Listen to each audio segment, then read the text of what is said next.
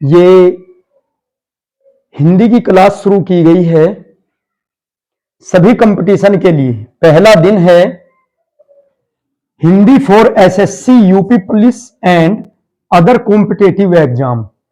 सभी एग्जामों में जिनमें हमारी हिंदी आती है उनके लिए हिंदी की क्लास शुरू की गई है। इंग्लिश की क्लास भी शुरू की गई है। अभी आर्टिकल पढ़ाया गया है, बहुत अच्छे से आर्टिकल पढ़ाया गया है, आप उस वीडियो को भी जरूर देखना। और ये जो हिंदी की ये पहला दिन है और आपकी 30 डेज में हिंदी कंप्लीट करा दी जाएगी। ऑल टाइप के क्वेश्चन उसमें आपके आ जाएंगे और आप कभी भी हिंदी में, यदि 30 नंबर की हमारी हिंदी आती है तो आप 30 का 30 स्कोर करोगे इन वीडियो को देख करके। इतने अच्छे तरीके से इसमें हिंदी बताई गई है। तो आइए शुरू करते हैं। सबसे पहले हमारा चैप्टर है वर्णमाला। हिंदी में क्या है? वर्णमाला। वर्णमाला क्या होती है? वर्णमाला अक्षरों के समूह को वर्णमाला कहते हैं, जिसमें अक्षरों का समूह होता है, वर्णों का समूह होता है। वर्णों के समूह को वर्णमाला कहते हैं। चलिए देखते हैं। कुल वर्ण हमारे 52 हैं, कुल स्वर 13 हैं, ए से लेके एह तक। एग्जामिनर अक्सर इस प्रकार के क्वेश्चन पूछता है कि वर्णमाला में कुल वर्ण कितने हैं। यदि कुल वर्ण पूछा जाए तो आप बताएंगे कुल वर्ण 52 हैं, और यदि कुल स्वर पूछी जाए तो 13 हैं। बिल्कुल भी बकवास नहीं होगी, ऐसी हिंदी होगी और बहुत ही चुनिंदा चुन करके आप नोट्स बनाइएगा। कोई भी चीज इसमें से मिस मत कीजिएगा। और एग्जाम में अगर आपसे एक भी क्वेश्चन निकल जाए, नहीं निकलेगा एक भी क्वेश्चन, सारे के सारे क्वेश्चनों को आप करके आओगे सोल्व। तो देखिए कुल स्वर कितने हैं हमारे? 13। यदि कुल स्वर की बात की जाए तो हमारे हैं 13, ऐसे लेके एह तक। और यदि खाली स्वर की बात की जाए तो हमारे स्वर हैं 11। कुल स्वर 13 और खाली स्वर की बात की जाए तो वो है 11, ऐसे लेके। इसमें है हमारे अंग और एह को छोड़कर, अंग और एह बाद वालों को छोड़ देंगे तो 11 स्वर हो गए हमारे। फिर आते हैं मात्राओं के आधार पर। कभी कभार एग्जाम में क्वेश्चन पूछ लिया जाता है कि मात्राओं के आधार पर स्वरों की संख्या कितनी है। मात्राओं के आधार पर स्वरों की संख्या कितनी है हमारी? 10। इसमें क्या क्या छोड़ देंगे हम? ए की मात्रा नहीं है, अंग और एह इनको भी छोड़ देंगे। तो मात्राओं के आधार पर कितने स्वर हैं हमारे? 10। आइए अब जानते हैं वर्णमाला। वर्णों के उच्चारण समूह को वर्णमाला कहते हैं। हिंदी की वर्णमाला में 46 वर्ण हैं। देखो कुल वर्ण तो हमारे 52 हैं, और यदि पूछा जाए वर्ण कितने हैं, वर्णों की संख्या, तो वर्णों की संख्या हमारे 46 है। वर्णों की संख्या हमारे 46 है। कुल वर्ण 52, और यदि वर्णमाला में वर्ण पूछ लिया जाए तो 46 है। इसके अंतर्गत 3 संयुक्त वर्ण, यानी कि जो इसके इनसे अलग हैं, 46 से अलग है, वो कौन से हैं हमारे? 3 तो है संयुक्त वर्ण। कौन कौन से? अक्षय, तरय और अज्ञ। अक्षय हमारा संयुक्त वर्ण है, किस किस के संयोग से बना है? कै और पेट पटा से अक्षय, तरय, अज्ञ। ये तो हो गए 3 संयुक्त वर्ण। एक मिश्र, सरय सर्मिक बोलते हैं जिसको, सरय। 2 आयोग वहा, कौन कौन से? अंग और एह। तो हो गए कितने टोटल? 52। देखो 46, 47, 48, 49, 50, 51 और 52। इस प्रकार हमारे कुल वर्ण तो है 52, और वैसे वर्णों की संख्या कितनी है? 46। आगे बढ़ते हैं। स्वर 11 स्वर होते हैं हमारे। कौन कौन से? ए, आ, ई, बड़ी ई, ऊ, बड़ा ऊ, री, ए, ऐ, ओ, औ। ये 11 स्वर हैं। इनमें अब आते हैं अनुस्वर। अनुस्वर हमारा अंग होता है, अंग को अनुस्वर बोलते हैं, और विसर्ग हमारा अह होता है। व्यंजन होते हैं 33 व्यंजन हैं। व्यंजनों की संख्या कितनी है? 33। और कुल व्यंजन पूछ लिया जाए तो है हमारे 39। कुल व्यंजन कितने हैं? 39। अन्यथा व्यंजनों की संख्या कितनी है? 33। तो ये आपको समझ आया होगा। बढ़ते हैं आगे। इसका स्क्रीनशॉट ले लेंगे, आराम से नोट्स बनाएंगे, और हिंदी में आप कतई भी कभी भी गलती नहीं करोगे, 100 का 100 स्कोर मारोगे।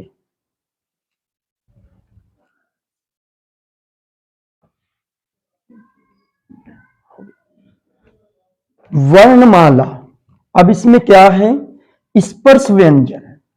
जिन व्यंजनों का उच्चारण करते समय हवा या जीभ मुंह के विभिन्न भागों को स्पर्श करे उन्हें स्पर्श व्यंजन कहते हैं। क्या कहा है कि जिन व्यंजनों का उच्चारण करते समय हमारी जीभ हमारे मुंह के अंदर विभिन्न भागों को स्पर्श करे उन्हें ही स्पर्श व्यंजन कहते हैं। इसके अंतर्गत हमारे 25 व्यंजन आते हैं। 25 व्यंजन हमारे ऐसे हैं जिनका हम उच्चारण करें तो हमारी ये जीभ हमारे मुंह के अंदर किसी न किसी भाग को जरूर स्पर्श करेगी। तो चलिए देखते हैं। इसे हमने 5 वर्गों में बांटा गया है। सबसे पहले है हमारा क वर्ग। क, ख, ग, घ, अंग। इसका उच्चारण स्थान है कंठ। हमारे गले से आवाज आ रही है क, ख, ग, इस प्रकार। दूसरा है हमारा च वर्ग। इसमें भी 5 व्यंजन है, हमारे 5 वर्ण है। च, छ, ज, झ, अञ।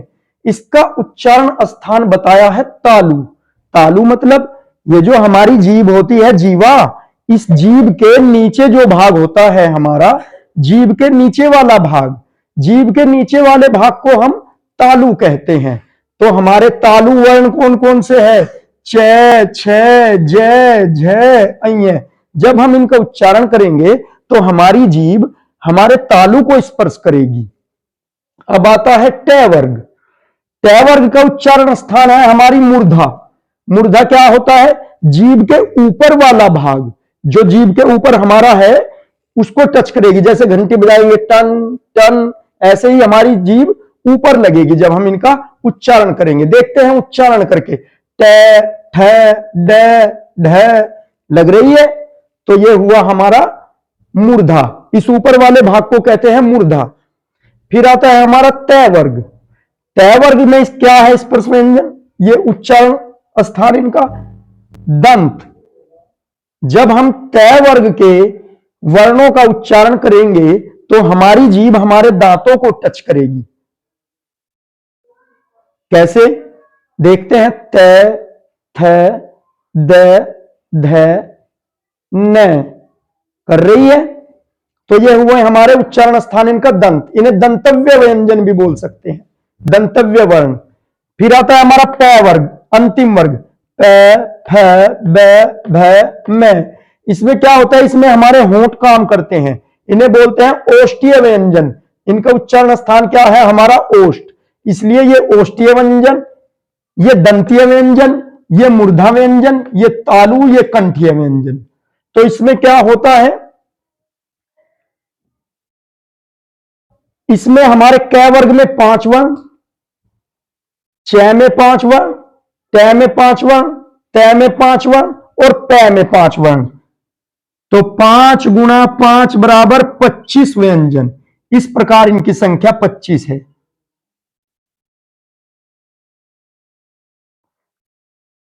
अब क्वेश्चन किस प्रकार बनता है? क्वेश्चन इस प्रकार बनता है कि आपको क दे देगा और पूछेगा कि क का उच्चारण स्थान है। आपको ऑप्शन में दे देगा तालु, कंठ, मूर्धा और दंत। तो आपको करना कुछ नहीं है, कभी भी गलत आंसर लगा के नहीं आओगे, कंफ्यूजन में नहीं आओगे। उच्चारण करके देख लेंगे। क, ख, आवाज गले से आ रही है, कंठव्य है हमारा, कंठ पे लगाएंगे टिक। तो इसी प्रकार क्वेश्चन बन जाएंगे। इसमें से ये मानो ये 25 वर्ण है, 25 क्वेश्चन बन जाएंगे। और आपको आने कितने हैं एग्जाम में? 1 या 2। और अब आपको ये विधि बता दी है बहुत ही सरल तरीके से। इसको 1-2 बार देखेंगे आराम से और आप फिर इसे कभी नहीं भूलोगे। तो बाकी का इसका भाग कल अपलोड हो जाएगा। और मैथ में आपके वीडियो डाली जा रही है। मैथ का सेशन भी अब शुरू कर दिया जाएगा जल्दी ही। संख्या पद्धति से पहले चैप्टर से आपके जल्दी ही आपको नई नई वीडियो मिलेंगी। और चैनल को सब्सक्राइब कीजिए और वीडियो को ज्यादा से ज्यादा शेयर कीजिए, अपने दोस्तों को शेयर कीजिए, क्योंकि ज्ञान को बांटने से ज्ञान बढ़ता है। ज्ञान को बांटने से ज्ञान बढ़ता है। अपने मित्रों से, अपने संबंधियों से, सभी से चैनल को सब्सक्राइब कराइए। धन्यवाद।